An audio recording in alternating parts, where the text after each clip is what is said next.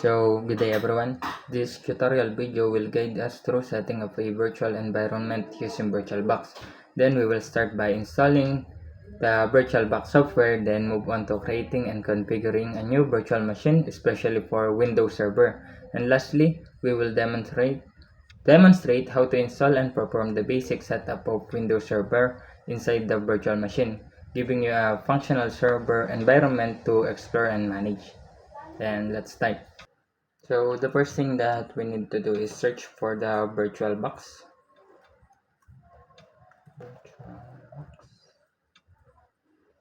Download. Then tong Oracle. Tapos as we can see here, meron dito mga options like yung mga Mac OS, Linux, Solaris, then Solaris 11. And yung kailangan natin is Windows OS. So, ayan. It will take some time para mag-download siya. Let's just wait for it. Then ayan. So, bali tapos na yung download. Download na natin siya. Yes.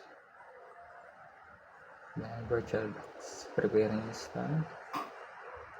Then, let's next this. Then, accept the terms and license agreement. Then to.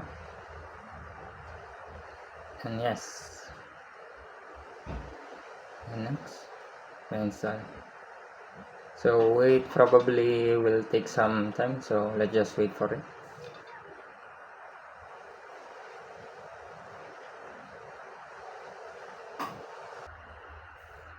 Then ayan, tapos na yung download niya. So as we can see here, okay na. But we need to install now the Windows Server 2022. So as we can see here, sinerch ko na already tong link na to, then dito din natin siya makukuha, yung Windows Server. So on this get started for free, and dito yung download the ISO. Then we need to fill this up muna.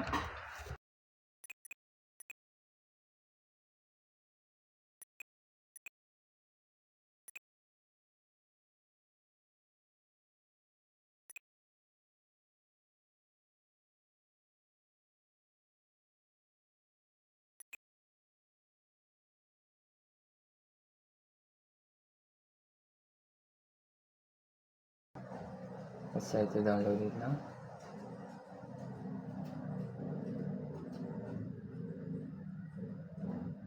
Then meron dito mga choices like yung sa mga language na, and yung kailangan natin itong ISO the 64-bit edition.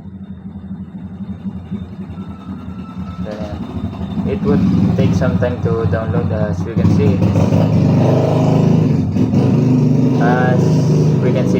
it is 4.7 GB. I'll be back on the video once na nag-download na siya. So as the Windows Server ISO has already been downloaded, as we can see here, we can now open the VirtualBox. So on here, it has already been opened. Then on the new, then we can name it Windows Server 2022. Then on this, we will just the 64-bit Windows Server 2022. Then next. So sa RAM naman, dependent na ito kung anong gamit natin. Then we can just the recommended amount like 4 GB for 4 GB of base memory. Then the number of CPU is 4. Then this size, let's just put in on 40 GB as well. Then next, then finish. Then yung next step naman natin na gagawin is to go through to the settings to configure our VirtualBox. On the settings and storage, then we can just empty. Tapos itong maliit na parang disk na to, i-import natin yung Windows Server na dinownload natin. Choose this file. So, on our part, ito yan. Yung download natin na to. Let's open it. Then, okay. Then, the next thing that we can do is to start it.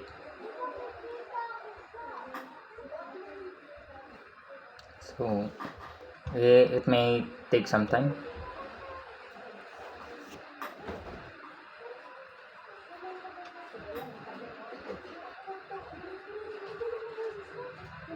So, here meron tayo dito na view option, then full screen. Switch.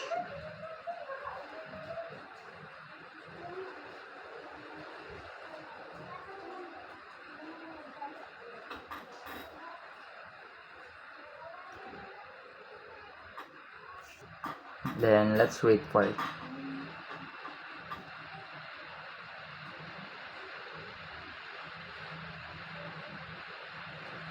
So, ito, meron din dito yung choices like yung sa mga language, then time yung gawin na lang natin is lahat sa US, including the language. Install now. Then, as we can see here, meron tayo ditong 4 na version. Like yung standard evaluation, then the desktop experience.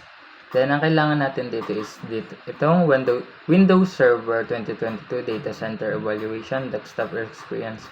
If we choose this two, magkakaroon lang tayo ng CLI na view niya. But, ito yung kailangan natin, yung may desktop experience. Then let's click the next. Then, accept the Microsoft software license terms. Then, yung kailangan natin dito is yung custom install. Then, ito. Then, let's wait for it. It might take some time. So, as we can see, tapos na yung installation of Windows Server 2022 natin inside the VirtualBox. Then, what we need to do is to put a password to it. Then, yung username niya is default na siya by administrator. So, yun, as I'm trying nga, yung kailangan sa kanya na password is complex dapat.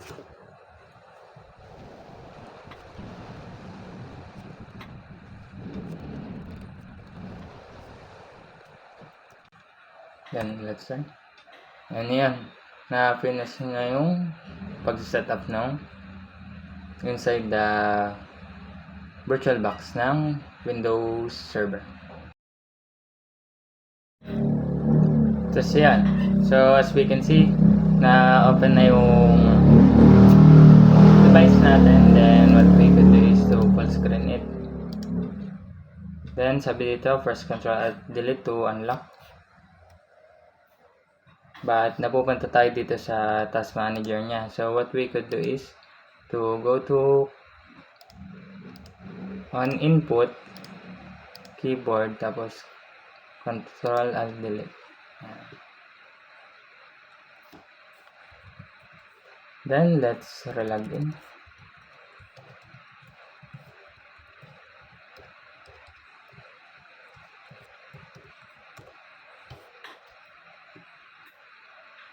So, as we can see, nag-login na siya. But, we still need to wait.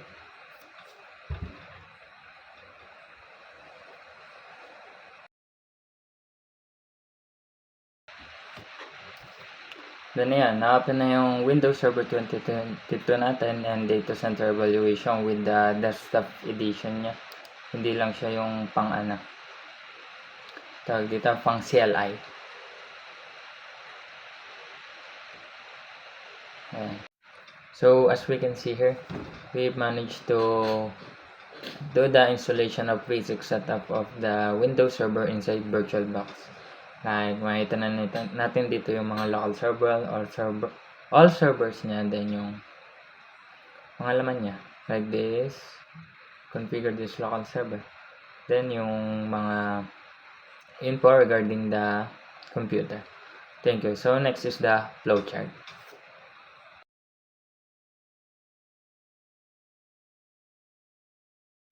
So lastly, we are going to talk about the step-by-step process of the installation of and configuration of the VirtualBox and the inclusion of the Windows Server ISO, yung pagpapasok natin doon, and the overall setup of Windows Server inside the virtual machine, or yung ginamit natin is the VirtualBox. So first dito, we search the VirtualBox, then on the first process of it, we selected the Windows host selection, then the pag-download at pag-install nito, then yung creation ng new virtual machine, then sa configuration niya, which is the pagsaset ng RAM, pagsaset ng CPU, and pagsaset ng disk size. Then sa Windows Server ISO naman is andun yung pag-download natin ng Windows Server ISO, then yung download and installation, then yung selection natin ng 64-bit edition. Then nag-meet sila dito sa pag-attach ng Windows ISO file. So dito sa process na ginawa natin, dito natin siya nilagay. Then once na ginawa natin yan, in-install na natin yung virtual machine. Then yung boot from ISO, ito yung unang restart or yung unang boot ng Windows installer. Then next one is yung pag-install ng Windows Server na ginawa din natin sa process natin kanina, like yung pag-select ng language, then yung version, then ang installation type, which is yung custom nga. Tapos yung sa version naman is yung data center. Tapos after that, yung process natin na ginawa is yung pag-create ng admin password, then yung username is given na nga na administrator. Then lastly is yung first boot in Windows Server, or yung pag-restart niya as a Windows Server. Then as a complete setup, ito na yan, yung complete basic setup, which has we initializes or nakapag-login na tayo. Then yung nakita natin doon na server manager na completely nag-open na siya, and lastly is ready na siya for configuration. And that's all. Thank you.